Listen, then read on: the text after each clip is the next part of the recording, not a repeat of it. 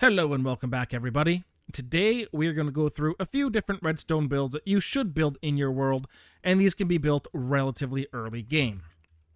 So I'm going to go through them all, and then we'll do a quick tutorial on how to build them. So over here we have a pumpkin pie farm. So this creates everything you need in order to make pumpkin pie. Early game, that is a very good food source. Not as good as, say, golden carrots, but it is pretty good for the early game.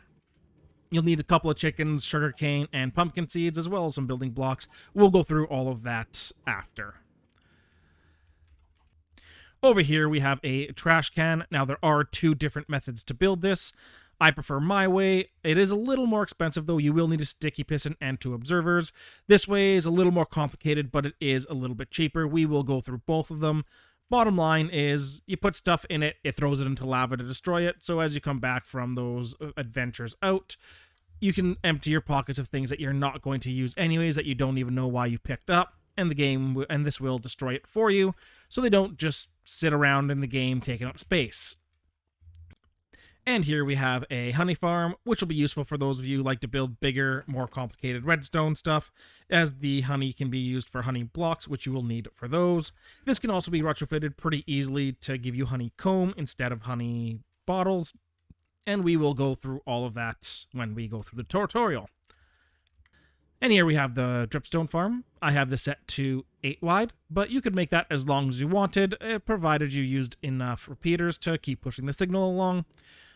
There is a more complicated version of this using a flying machine, but since this is an early game tutorial, we're going to stick with this system. So back over to the pumpkin pie farm, and this is about what you will need to build this. For building blocks, you can use whatever you want. I like to use glass because it helps me see into the farm, which I like. And I don't like to use glass for redstone stuff because it is a transparent block and that can create some problems. So for this tutorial, I'm using gold blocks. But of course, if you're making this in a survival world, that might be a little harder to come by. Again, you can use whatever you like. The footprint of this build is a 4x8. And to start, you're going to want to place 2 chests down there. You can build this up a level. I like to build it down for the stuff like chests, but that is a personal preference. And then you want to break those 2 blocks, put torches underneath them, and your redstone blocks on top of those torches. You're going to break all of those, and you're going to place your hoppers. You're going to have to shift click, and then shift click all the way down. You can use less hoppers for this. Just be advised, the less hoppers you use, the more likely they will back up. And the less hoppers you use, the less chickens you're going to want in there because those eggs will back the system up more than anything else. Then you put a powered rail here. You'll have to shift-click these ones to put a powered rail there. And you can put normal rails here. You can use powered rails if you have them, but again, it's cheaper just to use the regular rails, so that's what I'm doing. Then you want to place 3 dirt blocks, a building block, and another dirt block like that. Then you want a stair block there, and fill that in with building blocks. From here, you're going to place a bucket of water on the stairs there, and sugarcane there. You'll need to hoe the middle dirt block here to place your pumpkin seeds on it. You will also need 1 observer that I forgot to put in the chest, so add an observer to that list. That observer should go into 1 redstone block. Then you'll want to come up 1 and over 1. And you'll want 2 redstone blocks like that. Take your redstone dust and fill that in. And then get your pistons. You need 2 pistons. No, on here, 1 here, 1 here, and then you need 1 piston right there. That observer will trigger both the pumpkins and the sugarcane. Now place either 2 trapdoors or 1 door on top of each other. You'll need to shift to click the second one in. And then from here, start filling in with glass to enclose everything, or your preferred building block. When you get to here, don't enclose this yet because you need to get the chickens into there, but enclose everything else. Now take your stack of eggs and throw your chickens in.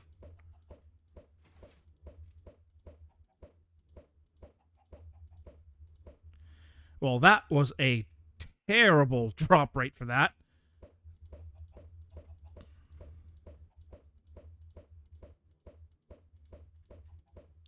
Why are they not spawning now? Will they not spawn unless I'm in survival mode? Nope, there we go. We spawned one and it got out. Hopefully you have better luck with these chickens than I do. I definitely had better luck when I was doing it over there than I did over here, so... And 2 to 3 will be enough. You might need a couple stacks of eggs to do that, but once that's in, go ahead and enclose it, and your system is almost done. One more teensy tiny little detail that I did forget again. You need a minecart with a hopper to pick all of that stuff up. Place it down, and it will collect everything and drop it into the chest for you. And that is your pumpkin pie farm done. And next we have the garbage can number 1. And here is a list of the stuff you will need to make this one. Hopper and chest are optional. You can put stuff straight into the dropper if you would like, but it is a good idea to have that set up. So to start this one off, place your lava down. Enclose it in your building blocks. Whichever ones you choose. Again, I use glass. Leave a 1 block gap between the lava and the glass block. That's just for the items to be able to actually make it into the lava. Then you'll need to place your dropper down, and I did this in a bad order. Place your dropper down. Re-enclose that. And then you want to place 1 observer facing down, 1 observer facing up. I'm going to go ahead and break that one. And a sticky piston facing in. Place a comparator into a redstone block. And you are done. The optional part, of course, is the hopper and chest. So now, all you have to do is throw your stuff into the chest. The fact that this is going to keep going in and out is why the hopper and chest is optional, and you can just decide to throw things straight into here if you want. You can take a stack of whatever you'd like, throw it into here, and it'll just stay out and keep going. The trash can number 2 is not my design. It's been floating around for so long, I don't even know who to give proper credit to. If you guys know and know for sure, feel free to leave it in the comments below. Let's not devolve into a war between it, though. So, again, this one is a little more complicated to build, but it does require less resources. Specifically, it doesn't need a sticky piston, which means you don't need slime for it. And this is what you will need to build this. Again, the chest and hopper is semi-optional on this one. I would highly recommend having the chest and hopper on this one. I have tried putting things directly into the hopper on this one before, and I've backed it up so that it won't pulse. I'll show you that, actually, if we just do, say, something like that. If I do that, it goes fine, but if I do this, it no longer pulses because the signal strength is too far. So, while it is possible to do it without the chest and hopper, I would recommend putting it in, or if you are going to put it directly into the dropper, just throttle how fast you do that so it has time to catch up. To start off, this time we will place the dropper first, and you will also need a lava bucket that I have, once again, forgotten to acquire. You would almost think a professional would remember to do that. Here you go. Enclose this stuff in glass once again. Now you need to take a comparator signal out. You want this one on subtract mode, and you want a comparator right there on normal mode. Then you're going to place your redstone blocks like this. Come off on this one, and on top like that. It should look like this when you are done.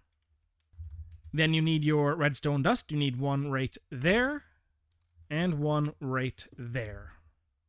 After that, you put your hopper in, you put your chest in, and your system should work. I said your system will work if you remember to put the dust right there. Don't forget that dust. If you don't forget that dust, the system will work. And now we move on to the honey farm. Now, as for acquiring bees for this one, you have two options. You can either go out into the wild, find a bee nest that has, I would say, 3 bees in it. That is the maximum. You will need a silk touch tool if you want to acquire that with the bees in it. Or you can make a bee hive, which you'll need honeycomb for, so you'll have to do some farming before you can start that.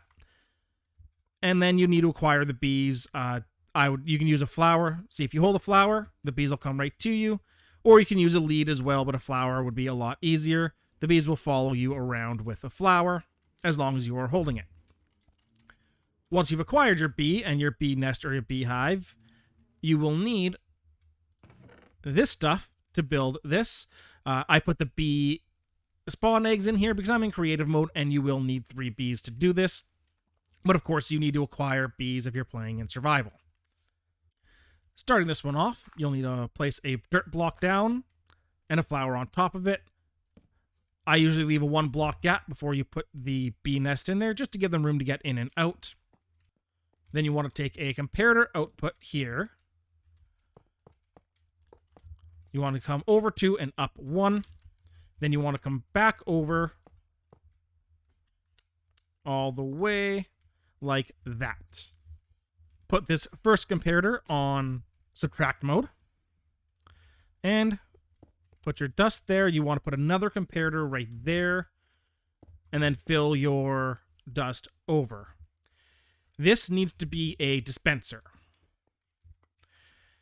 You will also need glass bottles. Now, there's something very important about the glass bottles on this one, and that is your glass bottles have to encompass every slot in the dispenser. If you don't, the honey bottle will end up in this dispenser, not in the hopper and chest below. Speaking of which, I forgot to put that in. Chest and hopper. As long as every slot is taken up with a glass bottle, then your honey bottles will end up down here. To convert this system into a honeycomb farm, you replace your glass bottles here with shears, and again, you need to take up every slot with them. You also need to put a chest here beside the comparator that's on subtract mode, and a full stack of anything. The easiest way I have found to do that is just to make a wooden shovel and put it in there. That just sets the signal strength properly so that this will trigger when it is full and only when it is full, so that you don't ruin the system. If this triggers too early and stays triggered, because it wouldn't empty the honey block, it would just stay powered the whole time, and that would break your system. And that is your honeycomb farm, nice and done. And the wandering trader is going to have to wander away. I'm just going to turn the camera off while I make him wander away very, very humanely. And finally, we have our dripstone farm. And this is an approximation of what you need to build it. So I'll show you that for a few more seconds if you want to take notes of that. And we're going to dive on into it. First thing you need to do is get your chests down. Then you want to get your rail power system down. This is the same system we used over on the pumpkin pie farm.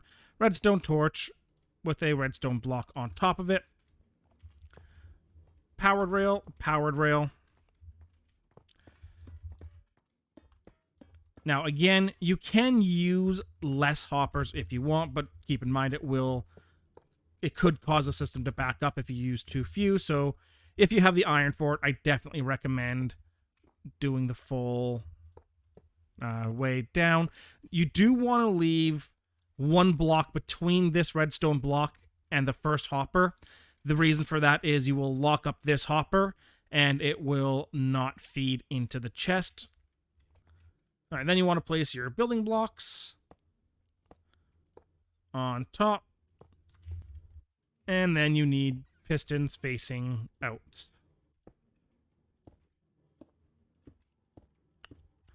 And you want redstone blocks on the back of all of the pistons as well. You will, of course, also need glass or other building blocks. Of course, I use glass because I like to see what's going on inside my farm. You want a 1-block gap between the first piston and the observer. You want that to go into a redstone block. Place a piston facing down. That's just to trigger the next observer chain. And you want to send 2 observers facing down like that, so the redstone output is coming up. After that, you want your redstone blocks to come out again. And you want pistons facing out from them as well. Now you need your redstone dust. On all of the piston power blocks, you want your redstone dust. And then you want, make sure you put one on the back of this observer. And send the redstone line all the way down. Fill this in with all of your glass or building blocks of your choice. Up top here, you want 1 more layer of glass on top of the pistons. And then after that, you need your dripstone blocks, which I didn't show you in the chest because I thought I had it in there and I did not. You do need the dripstone blocks, and you want to feed those all the way across anywhere you have the pistons. And then you want to encompass this area here. You'll also need water buckets. Again, I forgot to put that in the chest. But you will need them. Every one of these needs to be a water source. Then you get into your pointed dripstone and place 1 on every dripstone block facing down. That will allow them to grow both down, and they will grow up from there as well. And now you need to encompass the whole farm in either building blocks or glass blocks, as I use, just to make sure those dripstone don't go flying all over the place when you trigger this, when the farm gets triggered.